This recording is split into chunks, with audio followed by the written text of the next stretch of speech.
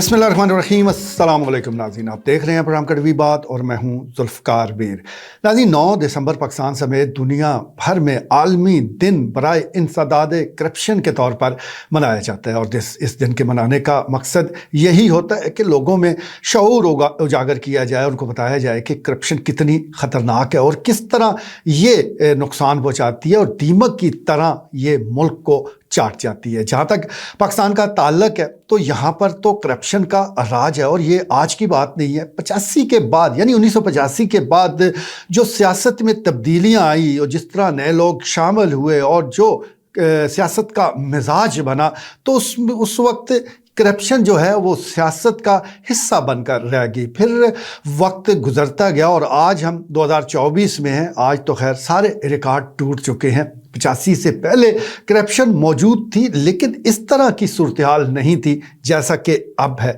आजकल तो जो करप्शन है वो सरेआम हो रही है। कमीशन मुकर्रर है, कोई भी तरक्याती मंसूबा उठा ले, सबको पता है कि उसमें किसका कितना हिस्सा है, यानी हिस्सा बामुताबिक जुस्सा बड़ी ईमानदारी के साथ वो तकसीम किया जाता है। वो कहते हैं कि पाकिस्तान में जो बेईमानी का काम है वो इंतहाई ईमानदारी से होता है, तो इस शोबे में भी सूरत हाल यही है। बहरहाल आज 9 दिसंबर तो चकवाल समेत पाकिस्तान भर में रैलियाँ भी निकाली गई, सेमिनार्स भी हुए, तकारीर भी हुई और फिर जो होता है अमूमन दिन गुजर जाए तो फिर किसी नए दिन की तलाश होती है कि कौन सा नया आलमी दिन आए, फिर उस हवाले से एक्टिविटी कर लेंगे। बेहतरी किसने लानी है? अगर बेहतरी लाई जाती तो आज हम 180 ममालिक में 133 पर खड़े ना होते। एक तरफ तो हम कहते हैं कि इस्लामी जमहूरिया पाकिस्तान, तो आप अंदाज़ा कर सकते हैं कि इस्लामी जमहूरिया पाकिस्तान वो कितना नीचे है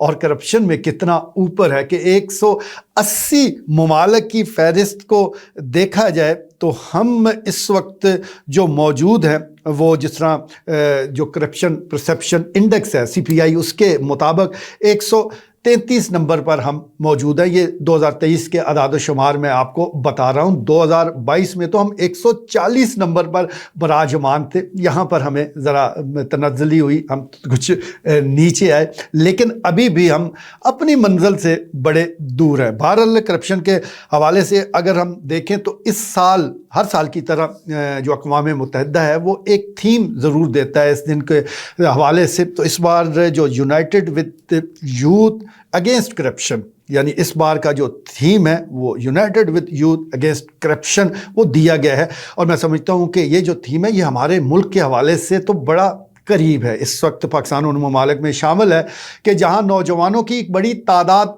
आबाद है और करप्शन के हवाले से उनके जो जज्बात हैं, जो ख्यालात हैं, वो किसी से ढके छुपे नहीं हैं। लेकिन ये महज नारों से तो इसने कम नहीं होना जब तक कोई अमली इक़दामात ना किए जाए। जहाँ तक पाकिस्तान का ताल्लुक है तो मुख्तलिफ इदारे मौजूद ज़रूर हैं।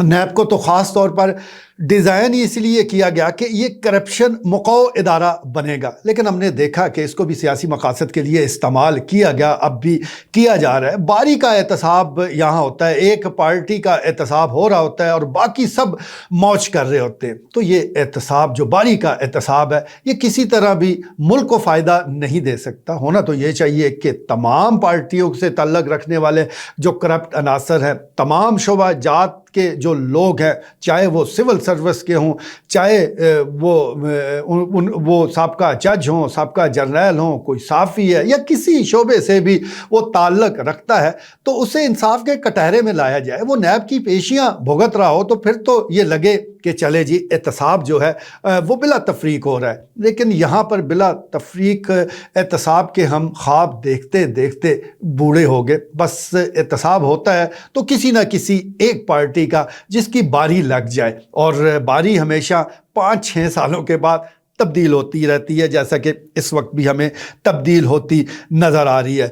इस वक्त करप्शन के हवाले से देखा जाए, ख़ास तौर पर अगर मैं चकवाल का जिक्र करूं तो गुज़िश्ता कुछ सालों के दौरान महसूस किया गया है कि करप्शन के हवाले से वो जो एक ख़ास किस्म का खौफ या डर होता था वो ख़त्म हो गया है। اب تو کھلا وہ کرپشن ہو رہی ہے، کسی کو کوئی خوف نہیں تھا۔ پولیس کا میں ذکر کروں گا کیونکہ پولیس کے حوالے سے عموماً جب بھی آپ مختلف جو کرپشن کے حوالے سے انڈیکس ہیں آپ جائزہ لیں گے ملکی سطح پر تو پولیس سب سے اوپر آئے گا، کیونکہ ان کے پاس اختیارات بھی ہیں، یہ کچھ بھی کسی بھی نقطے کو لگا کر محرم سے مجرم کر سکتے ہیں۔ تو جس کے پاس اتنے اختیارات ہوں وہاں کرپشن کا احتمال وہ زیادہ رہتا بھی ہے، ڈر بھی زیادہ رہتا ہے۔ تو پولیس کے حوالے سے جو رشوت خوری ہے یہ کوئی نیا الزام تو ہے نہیں، لیکن کچھ عرصے تک یہ دیکھا گیا کہ بہت دھڑلے کے ساتھ وہ پیسے وصول کیے جاتے رہے۔ بہرحال اب نئے جو ڈی پی او آئے ہیں محی الدین صاحب، تو ان کے آنے کے بعد ایک خاص خوف ہمیں اس وقت تک نظر آ رہا ہے، کل کی بات میں نہیں کہتا، آج تک یہ خوف ضرور موجود ہے، ایک ڈرا ماحول ہے رشوت لینے والوں کا۔ اب آگے چل کے دیکھتے ہیں کہ صورتحال میں بدلاؤ کیسے آتا ہے۔